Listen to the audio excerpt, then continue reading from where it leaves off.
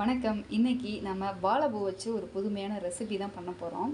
First வாழைப்பூவை தேவையான அளவு எடுத்துக்கோங்க. எடுத்துட்டு அதில் இருக்கக்கூடிய இந்த பிளாஸ்டிக் மாதிரியான பொருளை வந்து தனியாக பிரித்து எடுத்துடணும். இப்போ இதை நம்ம யூஸ் பண்ண போகிறது கிடையாது. இதை மட்டும்தான் நம்ம யூஸ் பண்ண போகிறோம். நம்ம எடுத்துக்கிட்டு அந்த வாழைப்பூவை என்ன பண்ணுறோன்னா, இந்த மாதிரி கட் பண்ணி பெரிய சைஸாகவே நம்ம கட் பண்ணி எடுத்து வச்சுக்கிறோம். அதோட ஒரு 4 மணி நேரம் ஊற வச்ச துவரம்பருப்பு, இதே மாதிரி கடலைப்பருப்பு கொஞ்சமாக தேவையான அளவுக்கு ஊற வச்சுருக்கோம்.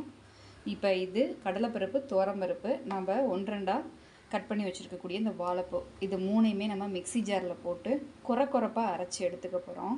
கடலைப்பருப்பு, துவரம்பருப்பு, வாழைப்பூ இது எல்லாத்தையும் நம்ம மிக்சி ஜாரில் போட்டு இந்த மாதிரி குறப்பாக அரைச்சி எடுத்துட்டோம். இப்போ இதோடு என்ன பண்ண போகிறோன்னா, ஒரு மீடியம் சைஸ் வெங்காயம், ஒரே ஒரு பச்சை மிளகா, அப்புறம் ஒரு 5 பூண்டு, இது எல்லாத்தையும் இந்த மாதிரி கட் பண்ணி வச்சுருக்குறோம். இது எல்லாத்தையும் இதோடு சேர்த்து அப்படியே மிக்ஸ் பண்ண போகிறோம். இப்போ நம்ம கொஞ்சமாக உப்பு சேர்த்துடலாம். இதில் தேவையான அளவுக்கு உப்பு சேர்த்து நல்லா எல்லாத்தையும் சேர்த்து மிக்ஸ் பண்ணிடலாம். இப்போ பார்க்குறீங்க, எல்லாத்தையும் நம்ம நல்லா மிக்ஸ் பண்ணியாச்சு. எல்லாமே ஒன்றோட ஒன்று நல்லா கலந்துருச்சு. இப்போ என்ன பண்ண போகிறோன்னா, இதை அப்படியே தேவையான அளவுக்கு எடுத்து இந்த மாதிரி சின்ன சின்ன உருண்டைகளாக நாம் பிடிச்சி வச்சுக்கலாம். பார்க்குறீங்க, இந்த மாதிரி உங்களுக்கு எந்த சைஸ் தேவையோ அதுக்கேற்ற மாதிரி இந்த மாதிரி உருண்டையாக பிடிச்சி நம்ம எடுத்து வச்சுக்கலாம். பார்க்குறீங்க, இது எல்லாத்தையுமே நம்ம இந்த மாதிரி உருண்டைகளாக நான் பிடிச்சி எடுத்து வச்சுட்டேன். இப்போ இதை என்ன பண்ண போகிறோம் அப்படின்னா வந்துட்டு, இட்லி நம்ம வேக வைக்கிற மாதிரியே இட்லி தட்டில் அந்த உருண்டைகளை வச்சு நல்லா வேக வச்சு எடுத்துடலாம். ஆயில் சூடாயிருச்சு. இப்போ நம்ம இதோட கடுகு, வெந்தயம், உளுந்து, கடலைப்பருப்பு, ஜீரகம், பட்டை வத்தல் 1 இது எல்லாத்தையும் சேர்த்து மிக்ஸ் பண்ணுறோம்.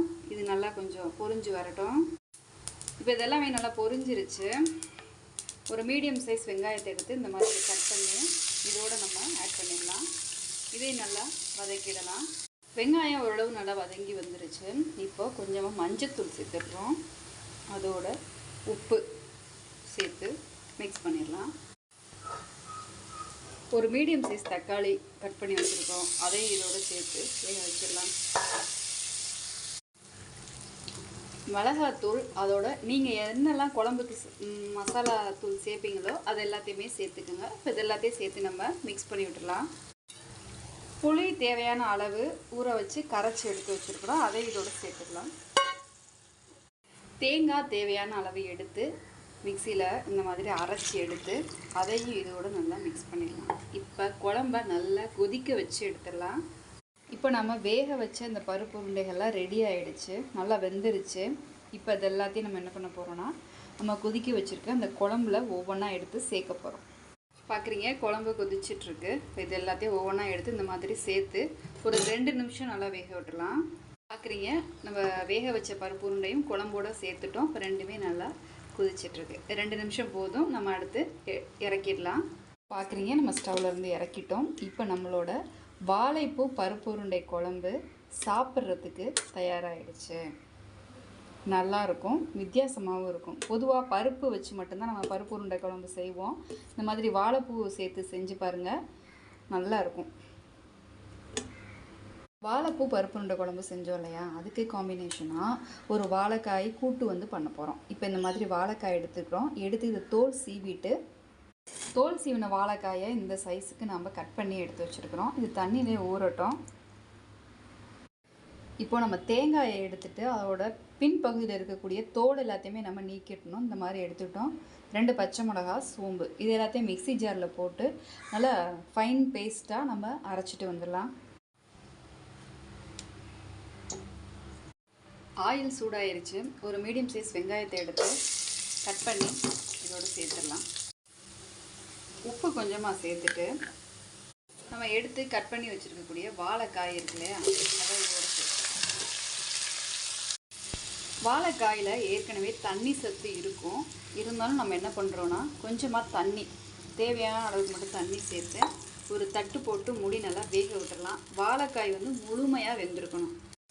வாழைக்காய் இந்த மாதிரி முக்கால்வாசி வெந்த அந்த நிலையில் என்ன பண்ண போகிறோன்னா, நம்ம ஏற்கனவே எடுத்து வச்ச தேங்காய், சோம்பு, பச்சை மிளகா இது 3த்தையும் சேர்த்து நல்லா பேஸ்ட்டாக அரைச்சி வச்சுருந்தோம் இல்லையா, அந்த பேஸ்ட்டை இப்போ நம்ம சேர்க்க போகிறோம்.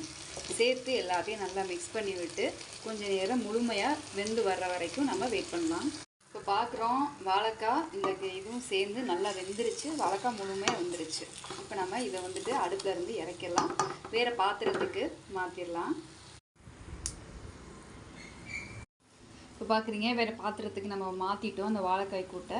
இப்போ ஃபைனலாக என்ன பண்ண போகிறோம் அப்படின்னா, ஆயிலில் கடுகு, உளுந்து, கடலைப்பருப்பு, சீரகம், பட்டை வத்தல் இது எல்லாத்தையும் சேர்த்து தாளிப்பு ரெடி பண்ணிட்டோம். இப்போ இதை அப்படியே